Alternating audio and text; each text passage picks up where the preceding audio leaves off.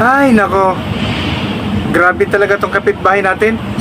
Kahit humingi na ako ng tawad dahil nasagasaan ko ang kanilang aso, pinagalitan pa rin ako. Mabuti at hinayaan muna na lang sila, Kuya Jello. Matuto tayong maging mapagkumaba at huwag mangapak ng tao. Tama ka, Joros. Dahil ang buhay, parang gulong. Kung minsan nasa taas, ngayon, baka bukas, nasa ibaba ka na. Tama ka din, Kuya Jello. Tama tayong dalawa. Tama tayong dalawa, pero may tama tayong dalawa. Joros, may tama ka din. Ano ba naman to? Lahat may tama, sila may tama. Ano ba talaga ito? Dahil ang masaso na yan, pareho kaming may tama. Pero isa lang masasabi ko, dapat matuto tayong mapagumbaba. Dahil yan ang buhay natin. Minsan, hindi natin alam na kukunin na pala tayo ng Diyos.